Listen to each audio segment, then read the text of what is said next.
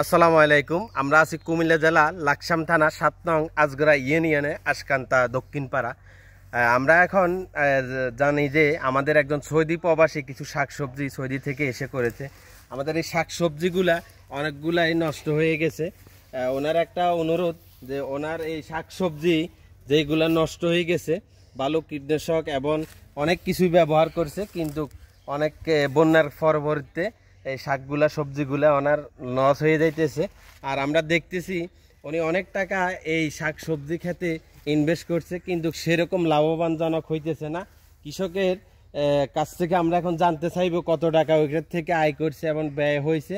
আমরা এখন ওনার কাছে জানতে চাইবো। আসসালামু আলাইকুম। ওয়ালাইকুম আসসালাম ওয়া রাহমাতুল্লাহি ওয়া বারাকাতুহু। তো কি অবস্থা, আপনি কেমন আছেন?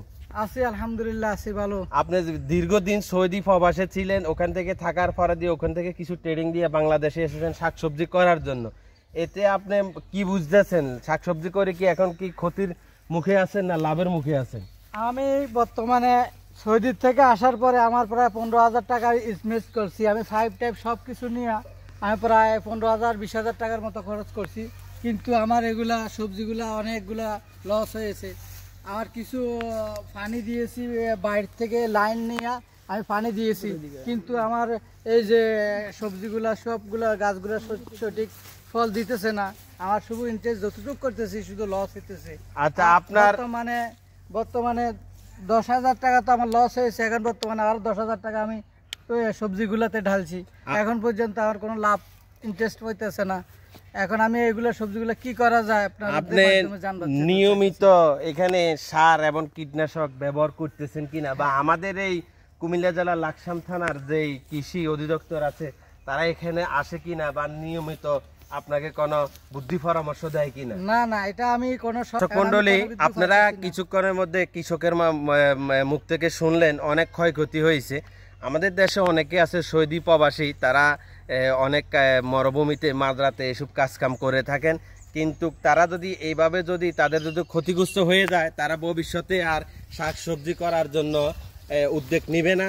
এখন এই সৌদি প্রবাসীর অনেকগুলো টাকা লস হয়ে গেছে। আমাদের এখানে আপনারা দেখতেছেন এই ক্ষয়ক্ষতির কারণে 10-এর অধিক আমাদের এখানে অতিথিরা আসছে, বা আমাদের যারা আসছে তাদের কাছ থেকে আমরা জানতে চাইবো তারা কি বলে। আমরা লোকগুলো ওনার আশেপাশে আছে, ওনাদের কাছ থেকে জানতে চাইবো। উনি তো দীর্ঘজীবন প্রবাসী ছিলেন, প্রবাসে থাকার পরে উনি অসুস্থর কারণে এখন শাকসবজি করছেন, অনেক ক্ষয়ক্ষতি হয়ে গেছে। আপনারা এরকম কোনো কিছু জানেন কিনা? জি জানি আমরা।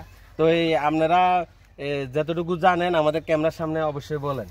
উনি অনেক বছর বিদেশে উনি অসুস্থর কারণে দেশে পরে শাকসবজি করছিল। উনি এখন লস গেছে শাকসবজিতে। তাইলে আপনি বোঝা যাচ্ছে যে এইরকম যদি কেউ যদি ক্ষতিগ্রস্ত হয়ে যায় ভবিষ্যতে আমাদের দেশে শাকসবজি কেউ করতে আগ্রহী হবে না।